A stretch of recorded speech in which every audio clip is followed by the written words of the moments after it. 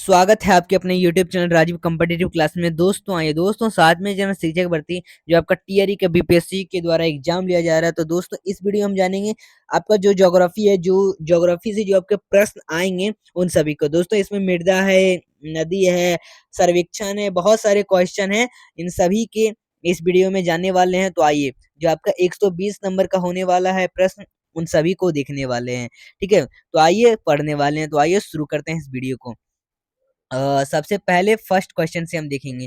पहला क्वेश्चन तो आपका पूछता है कि बिहार का कुल भौगोलिक क्षेत्रफल। पहला क्वेश्चन ये पूछता है कि बिहार का कुल भौगोलिक क्षेत्रफल में अगर बात करें तो बिहार का कुल भौगोलिक क्षेत्रफल जो है वो है 94,163 किलोमीटर।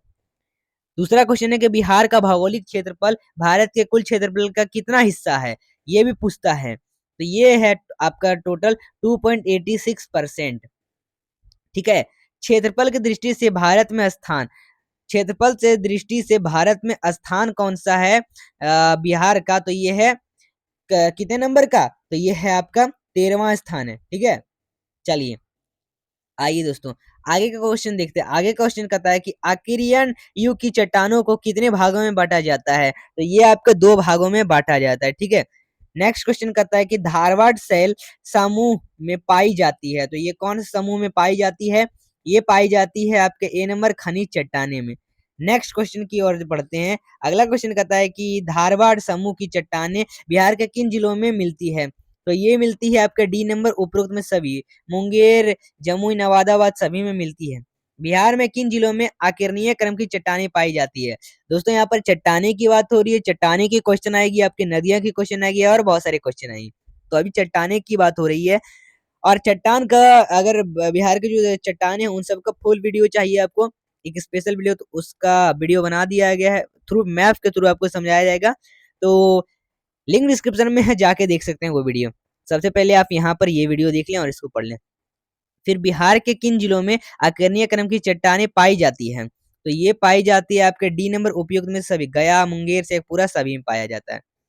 नेक्स्ट क्वेश्चन कहता है कि सेमरी क्रम की चट्टानें पाई जाती है। सेमरी क्रम की चट्टानें पाई जाती है आपके रोहतास में।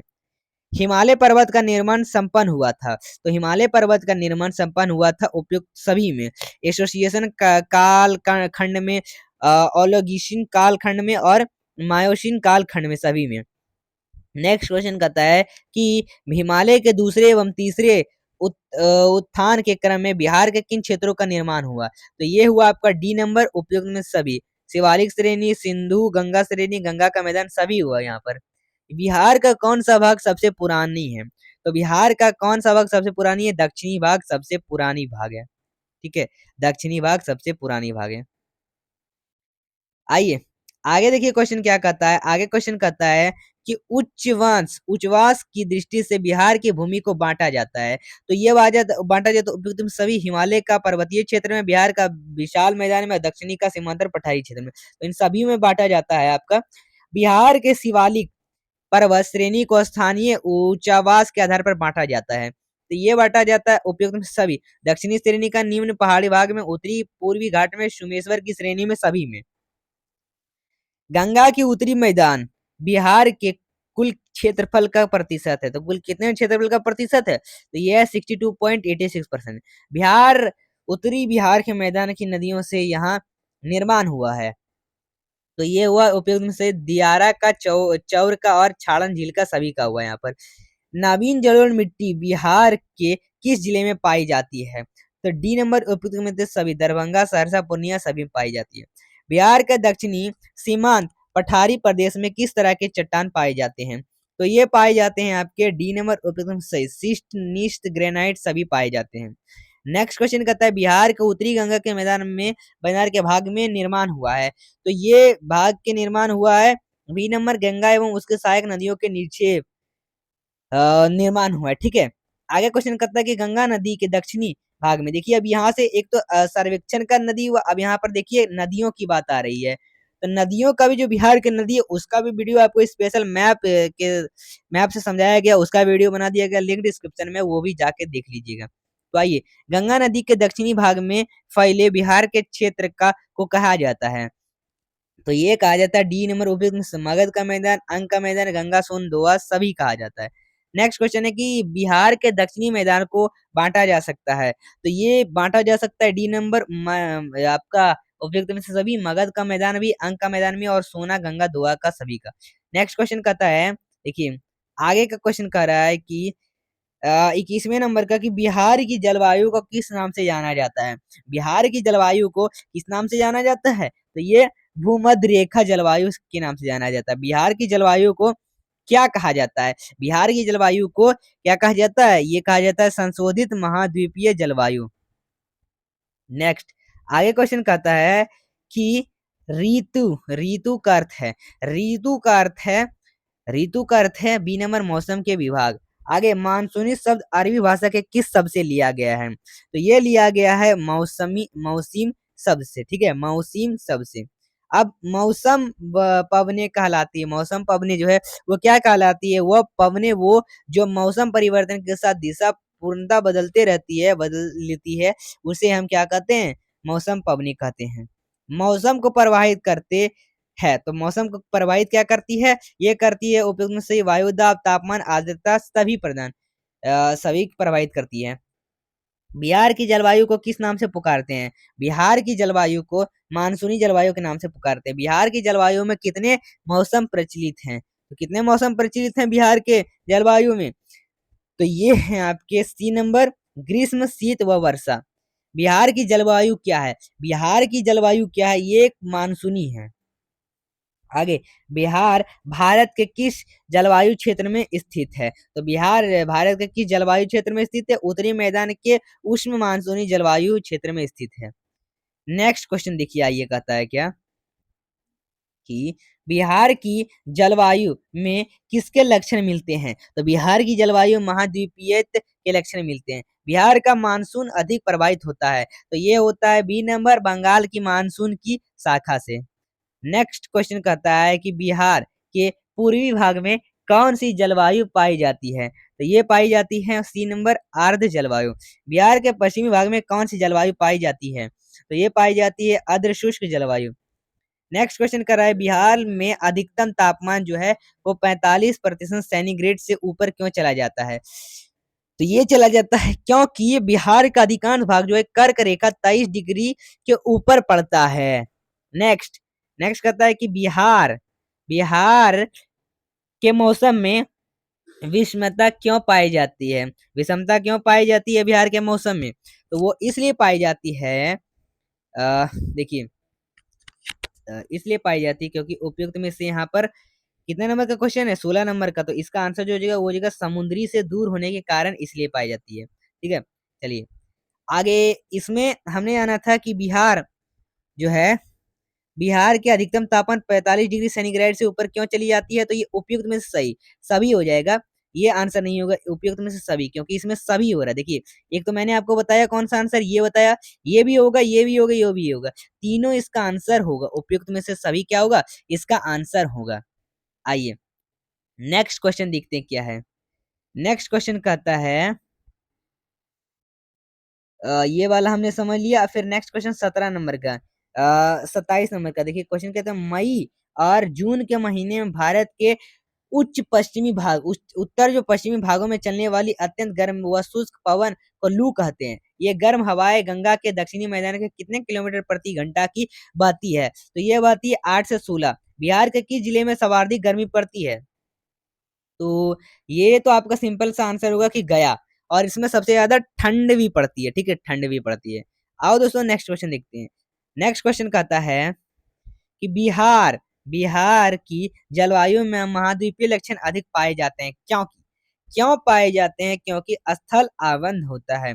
फिर बिहार की जलवायु को प्रभावित करने वाले कारक हैं, अब क्या कारक हैं, ये हैं उपयुक्त में से सभी, कर्क रेखा की स्थिति, हिमालय और दक्षिणी पश्चिम मानसूनी, सभी इनका आंसर हो जाएगा।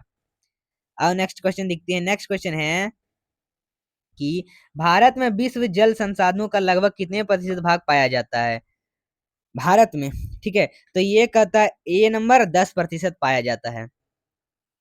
किस नदी के जल उपयोगिता बिहार में सबसे अधिक है, तो ये है आपके बी नंबर गंगा, गंगा ज्यादा है आपका। बिहार की जल संसाधन के स्रोत है, बिहार के जल संसाधन के स्रोत है उपयुक्त में सभी नदियां, प्रभाव तंत्र और कुआं। बिहार के प्रवाह प्रणाली को कितने भागों में विभाजित किया गया है? तो ये किया गया है ए नंबर दो भागों में, एक तो ऊपर वाला हिस्सा हो गया और एक नीचे वाला हिस्सा, हिमालय और प्रायद्वीपीय, दो भागों में इसको डिवाइड किया गया। इनमें से कौन सी नहीं, जो आपका नहीं हिमालय से नहीं निकलती है, कौन सी वो जो नदी है वो हिमालय से नहीं निकलती है? गंडक, बागमती, सोन और आपका जो दिया हुआ है बलान। ठीक है, तो इसका आंसर जो हो जाएगा वो हो जाएगा सी नंबर सोन। सोन नहीं निकलती है क्योंकि सोन तो दक्षिणी की ओर से आती है ना। इनमें से कौन सी नदी पठारी भाग से नहीं निकलती है? कौन सी नदी पठारी भाग से नहीं निकलती? महानदी नहीं निकलती है। आइए, बिहार के प्रवाह तंत्र का मुख्य आधार कौन सी नदी है? तो बिहार के प्रवाह तंत्र का मुख्य आधार कौन सी नदी है? गंगा नदी। बिहार की नदियों का जलप्रपात स्थिति व दिशा के आधार पर कितने भागों में बांटा जा सकता है? तो कितने भागों में बांटा जा सकता है दोस्तों? ये बांटा जा सकता है 3 भागों में। बिहार की अधिकांश नदियां का जल स्रोत कहाँ है? तो ये है आपका कहाँ? तो ये है आपका ये 9 नंबर का, तो ये है आपका हिमालय की तराई में। ठीक है, हिमालय की तराई। आइए नेक्स्ट क्वेश्चन देखते हैं। नेक्स्ट क्वेश्चन कहता है, आगे क्वेश्चन देखिए क्या कर रहा है। आगे क्वेश्चन कह रहा है कि बिहार की कितनी प्रतिशत जनसंख्या, कहता है कि बिहार की कितनी परसेंट जनसंख्या जो है वो मुख्य नदियों पर निर्भर करती है? तो मुख्य नदियों पर निर्भर करती है, तो ये करती है डी नंबर का डी 80%। 80% इसका आंसर हो जाएगा। आइए नेक्स्ट क्वेश्चन देखते हैं। आगे क्वेश्चन कह रहा है कि बिहार में गंगा नदी की कुल लंबाई कितनी किलोमीटर है? तो बिहार में गंगा नदी की लंबाई 425 किलोमीटर है। बिहार में गंगा नदी का जल संग्रहण कितने वर्ग किलोमीटर क्षेत्र में है? तो ये है बी नंबर 15 165 वर्ग किलोमीटर में। ठीक है, आगे देखिए 15 से 165 वर्ग किलोमीटर तक है। और गंगा नदी किस स्थान के निकट बिहार के मैदान में प्रवेश करती है? तो ये करती है आपका सी नंबर सी नंबर। ठीक है, सी नंबर इसका आंसर हो जाएगा। दिया हुआ है वीसा। चलिए आगे क्वेश्चन देखिए क्या कहता है वो हम देख लेते हैं। वीसा। ठीक है, नेक्स्ट। अब नेक्स्ट क्वेश्चन है कि बिहार में गंगा की उत्तरी सहायक नदियों में से सबसे लंबी सहायक नदी कौन सी है? तो ये है आपका कोसी नदी। कोसी नदी गंगा में कहाँ पर मिलती है? तो कोसी नदी गंगा में कहाँ पर मिलती है? तो ये मिलती है खगड़िया के निकट। बिहार की कौन सी नदी अपना मार्ग बदलने के लिए खुहियात है? ये हमेशा बदलते रहती है अपना नदी। तो ये है कोसी नदी। कोसी नदी ही बदलते रहती है। गंडक नदी बिहार में किस स्थान पर मिलती है? तो गंडक नदी बिहार में किस स्थान पर मिलती है? पटना के निकट मिलती है गंडक नदी। पुनपुन नदी बिहार में किस स्थान पर गंगा से मिलती है? तो ये मिलती है डी नंबर फतुहा में। फतुहा में। ठीक है, फिर अजय नदी का उद्गम स्थल कहाँ है? अजय नदी का जो है उद्गम स्थल कहाँ है? वो जमुई में है, जमुई में। ठीक है, गंगा नदी का उद्गम स्थल कहाँ है? गंगा नदी का उद्गम स्थल जो कहाँ है वो गंगोत्री। तो ये तो सिंपल सा क्वेश्चन आपको पता ही होगा। आइए दोस्तों आगे का दोस्तों क्वेश्चन देखते हैं क्या कहता है। नेक्स्ट क्वेश्चन कहता है कि सिंचाई का आवश्यक क्यों पड़ता है? सिंचाई के लिए आवश्यक आवश्यक क्यों पड़ता है? तो ये पड़ता है इसलिए क्योंकि उपयुक्त में से सभी की वर्षा की अनिश्चितता, वर्षा का समान वितरण, फसलों की अधिक आवश्यकता। नेक्स्ट क्वेश्चन देखो क्या कहता है। बिहार में कितने लाख हेक्टेयर संचित क्षेत्र हैं? तो कितने लाख हेक्टेयर संचित क्षेत्र हैं? तो ये है 46.8 लाख हेक्टेयर। नेक्स्ट क्वेश्चन देखिए क्या कह रहा है आपका। आगे देखिए क्वेश्चन क्या कहता है इधर। आगे 3 नंबर का क्वेश्चन यहाँ पे है कि बिहार के संचित के मुख्य स्रोत क्या है? तो जो सिंचाई का है उसका मुख्य स्रोत क्या है? तो यह है डी नंबर उपयुक्त में से सभी। जब नहर है, अहर है, जो आपका कुआं वगैरह है ना, वही सब। तो इन सब के लिए सिंचाई के लिए मुख्य स्रोत हैं। और भारत का कुल जो आत्मभौम जल स्तर है वो बिहार की प्रतिशत है। बिहार का कितना प्रतिशत मतलब है यहाँ पर दिया हुआ, बिहार का कितना प्रतिशत है ये पूछ रहा है। तो इसका आंसर जो हो जाएगा वो हो जाएगा सी नंबर 5% है। नेक्स्ट क्वेश्चन देखिए, आइए देखते हैं। आगे क्वेश्चन कह रहा है कि बिहार का सर्वाधिक वार्षिक वर्षापात का औसत क्या है? तो ये है बी नंबर 1013 मिलीमीटर। बिहार का निवल बुनाई का क्षेत्र कितने हेक्टेयर में है? तो निवल बुनाई का क्षेत्र कितने हेक्टेयर में है? तो फिर 5395.75 हेक्टेयर में। आइए नेक्स्ट क्वेश्चन देखते हैं। बिहार, तो ये हमने जान लिया है। नेक्स्ट देखिए, हमने अभी तक कौन जाना था क्वेश्चन? सी नंबर। अब 7 नंबर का बात कर। बिहार का सकल बुआई क्षेत्र जो है कितने हेक्टेयर में है? अब ये कितने हेक्टेयर में? 7646.7 हेक्टेयर में। नेक्स्ट क्वेश्चन कहता है बिहार का कौन सा जिला सर्वाधिक सिंचित वाला है? तो सर्वाधिक सिंचित वाला जिला जो है ए नंबर अरवल। कौन? अरवल। 8 नंबर का क्वेश्चन हमारा होगा। आइए दोस्तों आगे का क्वेश्चन देखते हैं। आगे क्वेश्चन कह रहा है कि नहर सिंचाई में बिहार के अग्रणी जिले कौन है? तो नहर सिंचाई में बिहार के अग्रणी जिले उपयुक्त में सही रोहतास, चंपारण, पश्चिम चंपारण, औरंगाबाद सभी है। नलकूपों द्वारा सिंचाई में बिहार के अग्रणी जिले कौन सा है? तो ये डी नंबर उपयुक्त में से सही मुजफ्फरपुर, पटना, कटिहार सभी है। आहर पाइन सिंचाई में बिहार के अग्रणी जिले कौन है? तो ये हैं आपके डी नंबर उपयुक्त में सभी, गया, जमुई, नवादा सभी है।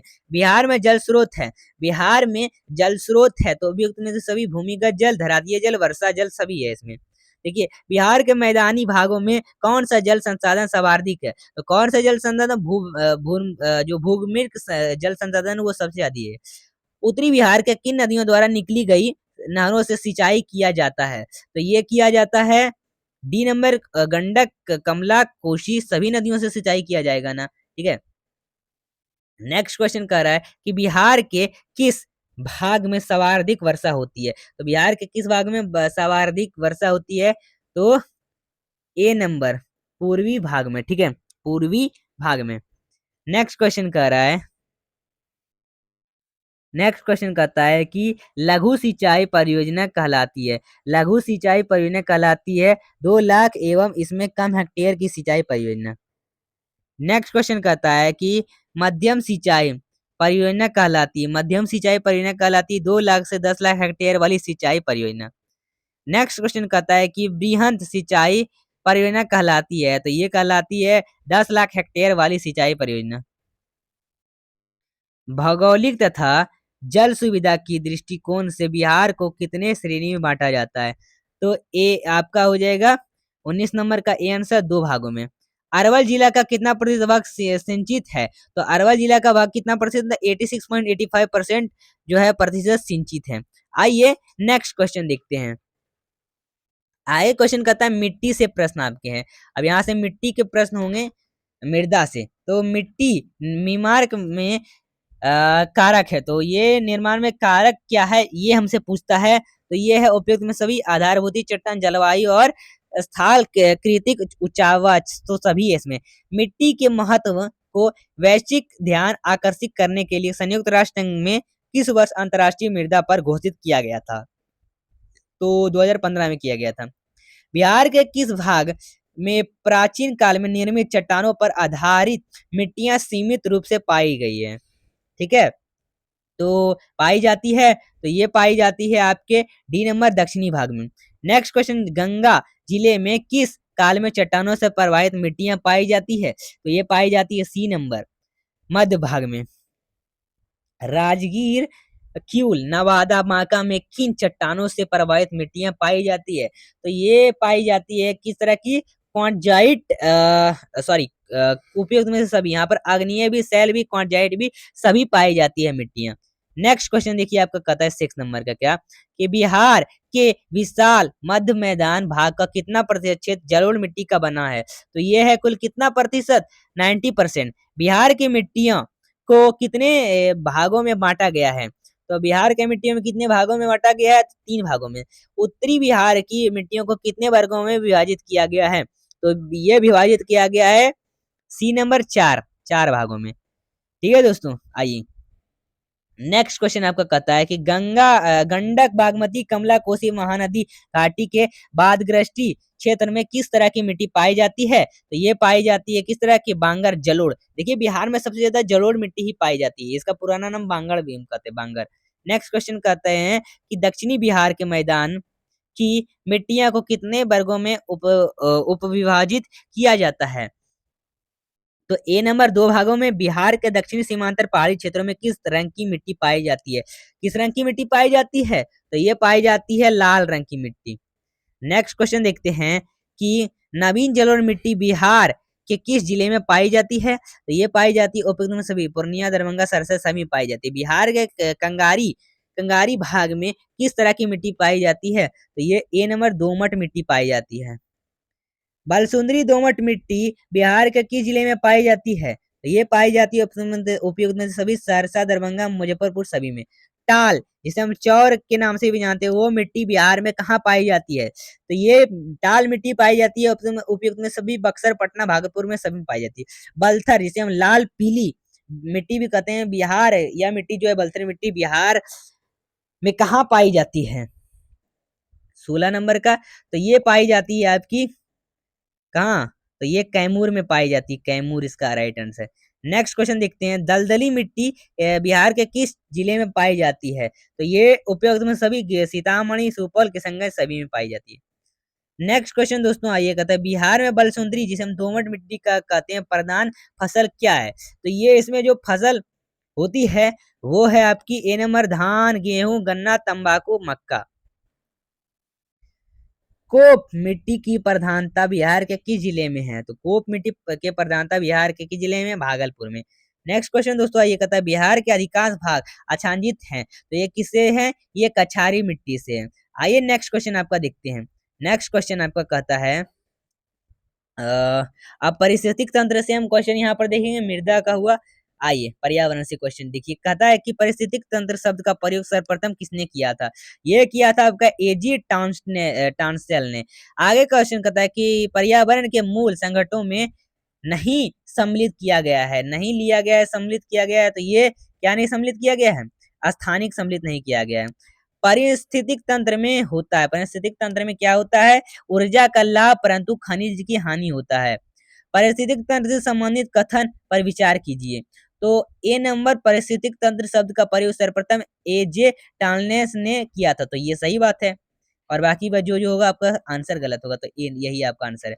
प्रकाश संश्लेषण की प्रक्रिया द्वारा उपभोग ये उपभोक्त अपने भोजन का प्रयोग करना, ये सब इसमें ऑप्शन दिया हुआ है। तो इसमें देखिए आंसर क्या होगा, कितने नंबर का? 4 नंबर का क्वेश्चन, 4 नंबर का क्वेश्चन, सी नंबर इस 4 नंबर का क्वेश्चन है, तो ए नंबर इसका आंसर। ए व 2 सही है, ए और 2 सही है, 1 और 2। एक तो आपका पहला ये वाला जाने, और दूसरा जो जीव अपना भोजन स्वयं उत्पादित करता है उन्हें स्वपोषी कहते हैं, तो ये एक तो सही बात है। नेक्स्ट क्वेश्चन देखिए क्या कहता है, पारिस्थितिक चक्रण को क्या कहते हैं? तो ये कहते हैं बी नंबर जैविक भू रासायनिक चक्रण कहते हैं। नेक्स्ट क्वेश्चन है कि पारिस्थितिक तंत्र के जैविक घटकों में कौन सा उत्पादक घटक है? तो ये है हरे पौधे। नेक्स्ट क्वेश्चन है कि सर्वाधिक अस्थायी पारिस्थितिक तंत्रों में कौन है? तो ये है महासागर। पारिस्थितिक स्थायी मित व्यतीत है, तो किस आंदोलन को नारा है? यह किस आंदोलन का नारा है? तो ये किस आंदोलन का नारा है दोस्तों? ये है ए नंबर चिपको आंदोलन। अब चिपको आंदोलन पता होगा, जो पेड़ काटे जाते थे तो पेड़ में चिपक के बचाया जाता था पेड़ को, ठीक है, तो इसलिए आंदोलन चलाया गया था। जलवायु में कब से कब धीरे धीरे इससे परिवर्तन आने शुरू होते हैं? कब धीरे धीरे परिवर्तन आने शुरू होते हैं? तो ये होते हैं औद्योगिक क्रांति के बाद। नेक्स्ट क्वेश्चन देखते हैं दोस्तों, 10 नंबर आपका जो 110वां नंबर प्रश्न है वो। तो ग्रीन हाउस गैस में प्रतिक्रिया करती है और वायुमंडल में उनके साधारण को प्रवाहित करती है। तो ये उपयुक्त में से सभी क्लोरोफ्लोरोकार्बन, मीथेन, ओजोन सभी। ग्रीन हाउस गैस में सबसे महत्वपूर्ण स्थान किसका है? तो ये है ए नंबर कार्बन डाइऑक्साइड का। क्लोरोफ्लोरोकार्बन किसकी गतिविधियों से पैदा होती है? तो ये होती है मानवीय गतिविधियों से, बी नंबर आंसर सही। कौन सा कारक किसी स्थान की वनस्पति निर्धारित करता है? तो ये करता है वर्षा का।